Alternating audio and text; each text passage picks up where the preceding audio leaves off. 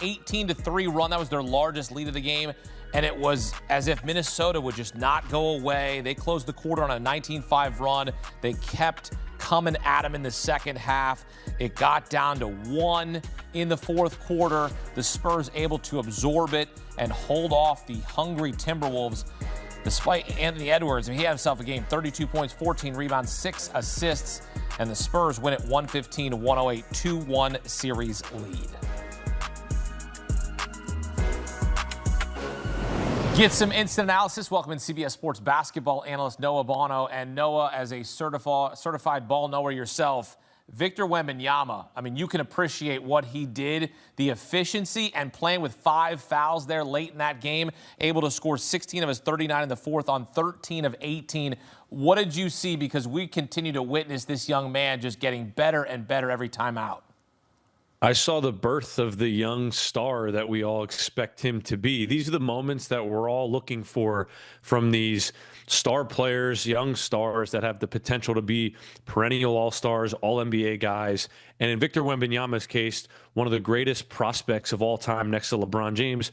But the path that he could be on, assuming he can stay healthy during the duration of his career, this is the birth of that. This is where players go from boys to men when it goes from the regular season to the playoffs. Victor Wembanyama drops his second career game with 30-plus points this postseason, just his 7th career playoff game, and he's putting up Wilt Chamberlain numbers, 39 and 15.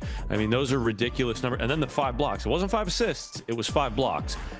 So I'm more than impressed in what we saw from him, but I can't say that I'm surprised, especially as he gets deeper into this playoff run. The experience and the repetition from these big, high-stake basketball games. I would say the thing I am most surprised is that this came in Game 3, his first real test on the road. He only played 1 road game in Portland because of the concussion in Game 3. So this was really his first test in a big-time hostile road environment. And I thought maybe Game 4 would be the one where we really saw him burst out. I thought Minnesota would win tonight. San Antonio would win Game 4. Now I think it might be the opposite. But he came ready to play from the moment this game started, and then he finished it off the way you want your star to finish it. He was phenomenal. Wemby playing in his first postseason, 22 years old. He was unanimous Defensive Player of the Year this season, led the league in blocks for a 3rd straight season. Look, there was a moment in the 3rd quarter, take you back, where he's getting held by Rudy Gobert, and his jersey gets pulled by Anthony Edwards. And he's like, you're going to make a call here or what? And even with all of that, he's playing with 5 fouls. And as you said, we're witnessing the birth of a superstar. And we know that this is the face of the league. Like even Anthony Edwards said it himself when they asked him. He's like, no, he's the face of the league. When you're able to see him overcome that, he's getting held, his jersey's getting pulled, and he's able to get numbers in the 16 in the fourth quarter, that just shows you right there the leader that he's becoming. Absolutely. I mean, he's been a leader since the moment he got into the NBA, and you can hear him off the court and in moments in practice and, even in fundraising moments off the court, away from his team. This guy is born to be a leader. He understands emotions. He understands the moment. He's very self-aware. So I don't really think, there's another thing about him that makes him great on the court that doesn't surprise me, because when you hear him talk about how, it's harder work for him to hide his emotions and comments like that, it all translates to the basketball floor and his emotional maturity. And, it makes up for the lack of maturity he may have in these type of moments. And we watch the playoffs, and I think that this stands out the most in the playoffs is a team takes after the identity of their star player. And I think that you can see the San Antonio Spurs rallying around a guy like Victor Wembanyama and taking on the identity that he brings to the group, that he obtains himself. And it feeds off, the rest of the guys feed off this to such a great extent. And, it's no different than what you've seen with a LeBron-led team and the leadership and the vocalness of him. And then you go to a Kevin Durant-led team and you're kind of like, there's a little distance. There's not really much going on here. I don't know, is there much connectivity here? Look at a Victor Wembanyama-led team. I know we only got 7 games in the postseason with it, but it's only going to get scarier and scarier and scarier as he continues to get more reps, more mature, more games under his belt, more playoff experience. This is literally first run at it. and he looks pretty damn good. It's pretty scary for the league. As you know, the Spurs got an assist from one of their legends, the Hall of Fame coach, 5-time NBA champion Greg Popovich, sitting in during a film session after they lost Game 1. Noah, what do you think the Spurs learned as they have executed to perfection, near perfection here in back-to-back wins? I think they were reminded more so than learned their depth on this team is so vital. Like when Devin Vassell is knocking down shots to kind of halt some of these Minnesota Timberwolves runs, big deal. When Dylan Harper is coming over on the weak side to block a shot and guys are fighting for the loose ball off his block shot and they somehow can come away with it. And then obviously what Stephon Castle and De'Aaron Fox bring to the table, the depth of this team is what makes them. And when Luke Cornett can come in the game and give you, 5 to 8 spot minutes to just relieve Wemby, who played 36, 37 minutes tonight, I think they learned and were reminded, hey, guys, we're one of the deepest teams in the league, just like Oklahoma City. One of the reasons we've gotten here is because of our depth. We can bring our second overall pick rookie off the bench, and our net rating is a plus 21 when he's out on the floor. Like, we're deep. We got bodies. We got people we can depend on. And I think that Coach Pop probably brings them in a session like that and can pinpoint some certain moments, but probably can help get into the mind of De'Aaron Fox of, hey man, you're De'Aaron Fox. You have the nickname Swipe-a Fox because of how fast you are. Go downhill, put pressure on the rim. And I think we saw a lot of that tonight translate over. And then again, guys playing to their strengths. So I don't think it was much of a learning lesson. I think it was a reminder of, hey, this is the team we've been all year that won 60-plus games. Let's go out and show it some more versus a depleted Minnesota team dealing with a lot of injury. Spurs have now won 3 straight playoff games on the road for the first time since 2016. Adds up here to a 2-1 series lead. Noah Bono here with us on CBS Sports HQ. Noah, thanks. So, the Spurs in control, up 2-1. As you take a look at the Timberwolves when trailing in the best-of-7 series, down 2-1, they've never won a series in franchise history.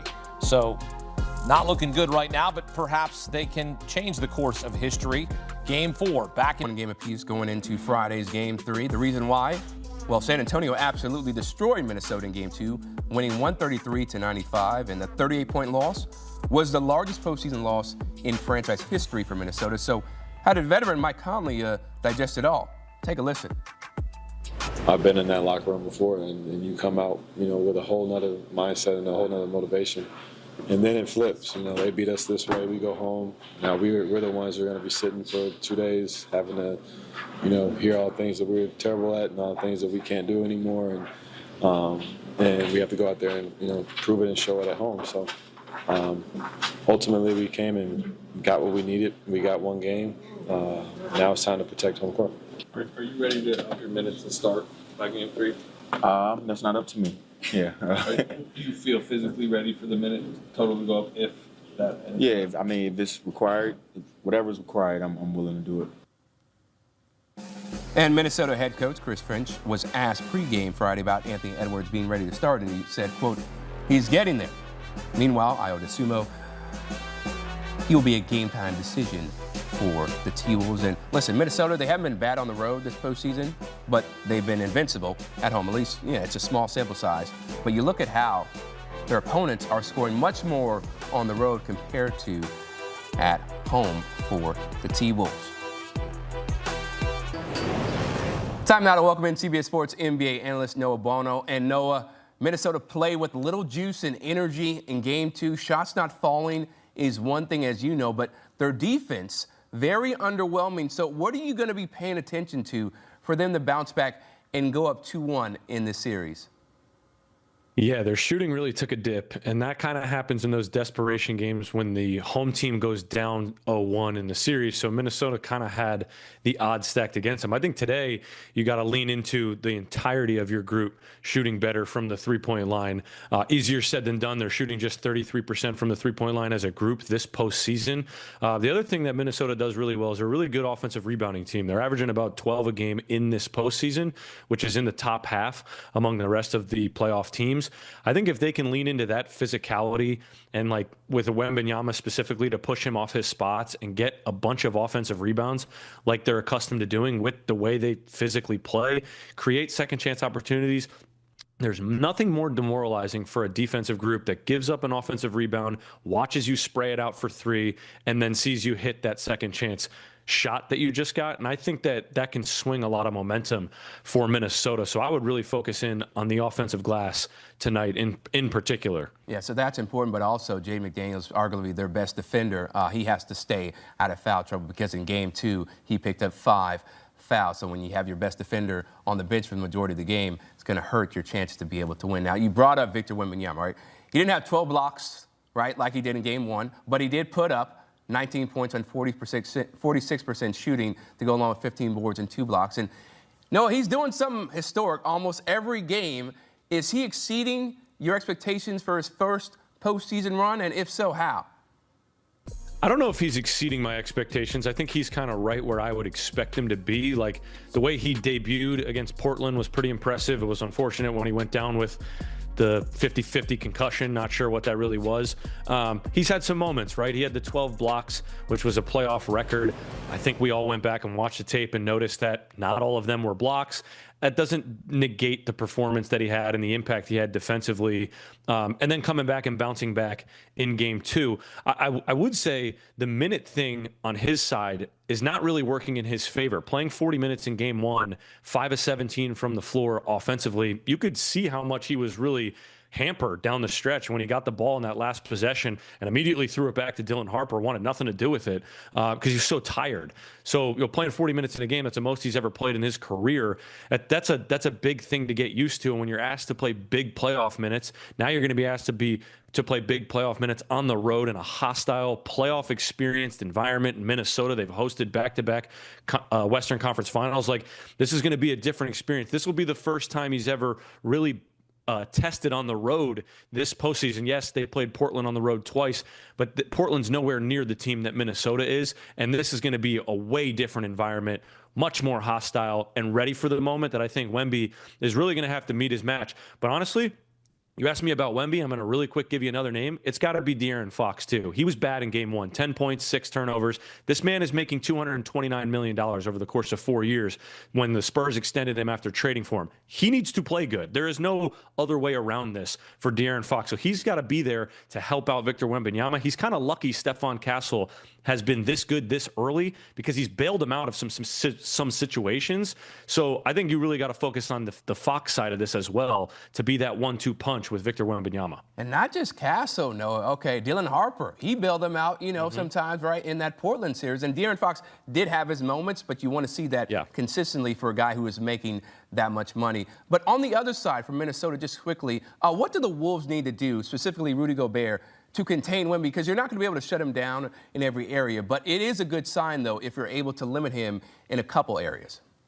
One of the things that scares me the most about the Timberwolves with anybody they're matched up against, and this clicked in my brain last year when they dominated the Los Angeles Lakers in the first round, is their physicality and just how tough their entire group is. It's not like you look up and down their lineup and go, oh, yeah, Julius Randle, he's tough, and Jaden McDaniels. No, every guy on this Minnesota team is tough. Like that, I wouldn't want to be guarded by them. I would be frustrated that anybody that's matched up with me is my defender. Like they pose that many problems, and they're that annoying. They're that pesty. They don't care about getting up in your grill. And I think that's everything that they're going to put together from a Rudy Gobert standpoint and Julius Randle matching up against Wemby. Push him off his spot. Make him uncomfortable. Get him off the block. Like, Wemby's big and tall, but he don't have the width to him, right? Rudy's a 4-time Defensive Player of the Year, and he's strong. Do we not remember what he just did to Nikola Jokic in the first round? Made everything uncomfortable for one of the most efficient players in NBA history. Like, I don't, if you can do it to Jokic, you can do it to Wemby. We saw him do it in game 1. The Spurs got away with only playing Wemby 26 minutes in game 2 because it was just such a ridiculous blowout. I think the Spurs really got to be careful when they get Wemby more and more minutes, because we saw how that impacted him in game 1, and he's going to have to play big minutes as these games become closer and the series get longer. Right, because if they want to win an NBA championship, he's going to have to play those big minutes, because it's not going to be a blowout every single time, especially when you get to the conference finals and the NBA finals. Now, San Antonio, is favored by 4.5 in this game.